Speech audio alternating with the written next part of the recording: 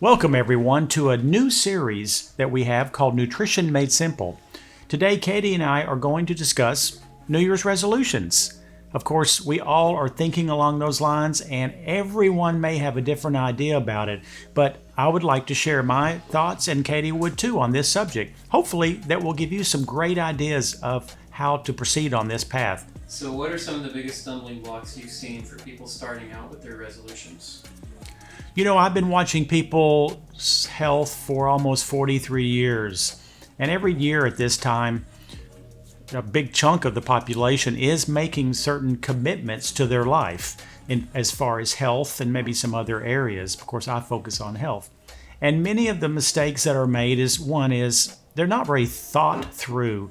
They're taken too lightly, like I'm going to quit eating all sugar. Well, if you're a sugar addict, a carbohydrate addict, it's not that simple. You can't just say that and expect it to happen. You have to have a game plan. And the game plan embraces probably many things, one of which is supplementation that's correct. Because the craving of sugar comes from an imbalanced blood chemistry. How do we make better blood chemistry?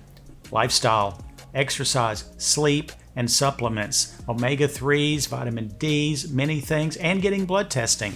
So for me, one of the problems I think I have with resolutions is that, kind of like Ed said, there's not an actionable plan in place. So for me, I love the number 3. I love making 3 steps to actually get to that goal that you have.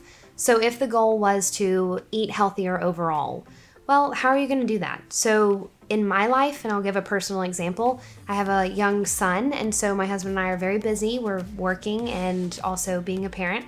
So what we do is we sit down every Sunday night, we go through recipes on Pinterest, we go through recipes in our cookbooks, we come up with what meals are we going to make this week, what does our schedule look like for the week, what needs to go in the crock pot, what are we actually going to have time to cook. I build our grocery list, and then normally, because of how chaotic life is, we actually end up ordering either through the Whole Foods app, we order through Shipt, or we order through Instacart, and we have our groceries delivered right to our door. That way we get every item on our list at our house, and it gets into our refrigerator. So that's my big plan for healthy eating. We have staple items that are going to come every week, but then we have those additional recipes that we've looked at through Pinterest, and we've added those ingredients on to the cart for that week. And I find that, so often if you don't plan, as Katie's talking about, you're going to grab foods. You're going to do it because you are pushed for time. The family's hungry. You will go out and eat at the wrong place, or you will just have what is at your house, which is generally, if it isn't planned out, will be the lesser expensive, higher carbohydrate foods, which feeds the addictive quality. The one thing that I have talked about endlessly for several years is the one major step to start this program is your breakfast needs to be a drink rather than eating it. I talk about it endlessly. Ed's breakfast drink on nutritionw.com.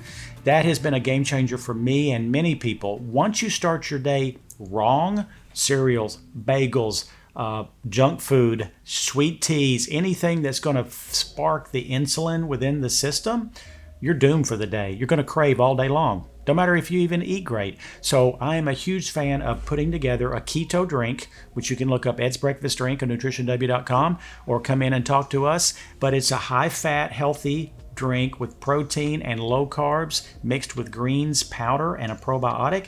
It's a game changer. I do it Monday through Friday or Monday through Saturday. I still eat 1 to 2 days a week because we don't want to do something all the time. So you can do that and you can really get a head start. I eat out most of the time. Katie eats at home most of the time. So I make it work, but I have to actually plan, as Katie does, where I will eat, knowing what they have on that menu. And if I don't know, I will look it up online before I go. Have to have my green vegetables, have to have low carb, and have to have high healthy protein. So even eating out, you can make this work. Of course, backing it up with supplements to me is imperative. What are some of the biggest struggles you guys seen with people that are trying to diet? Because even I know at Nutritional, technically, we have a diet plan. So one, what sets that apart from other diets and why is it successful? And two, what are the biggest struggles you've seen people when they're trying to start a new diet, and how does that compare to just a lifestyle eating habit? Sure. So the problem I have with diets is that in people's mind, there's a start and there's a finish to it.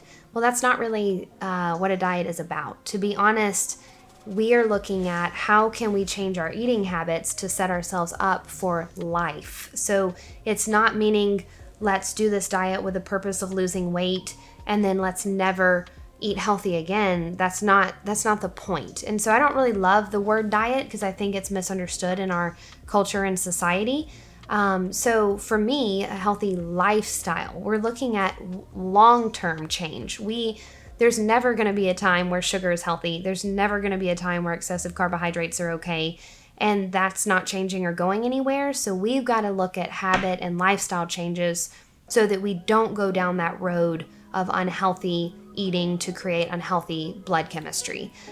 We do have a diet at Nutrition World, so of course I am, saying that we have a diet, and what it's doing is it's really working on our pancreas function. So without getting too far in depth on this, our pancreas is what deals with our insulin, our blood sugar, and how our body responds to carbohydrates and sugar. Now, why we like this diet and why we support it is the goal is that we're teaching you about foods and we're teaching you about macronutrients and how foods impact your blood sugar and your blood chemistry while you're losing weight. So the goal is that you do eat specific foods, and it is pretty strict, but it's so successful. I've seen 700, 800 clients in this diet since the beginning of me coaching.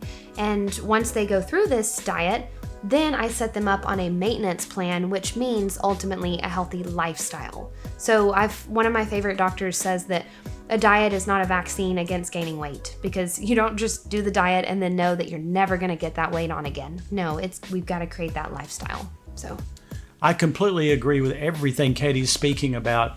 And it's just like working out. If you said, I'm going to work out for the next 60 days and then not work out again, we know how limited that would be. And embracing a lifestyle, and that isn't by just pushing away from the table. That's the old school way. And it used to be calories in, calories out. It's really not that anymore. Yes, you can screw up by too many calories, but it's really about balancing blood chemistry. And there's never been a better time in history to embrace health, self-health care, and building our body back up.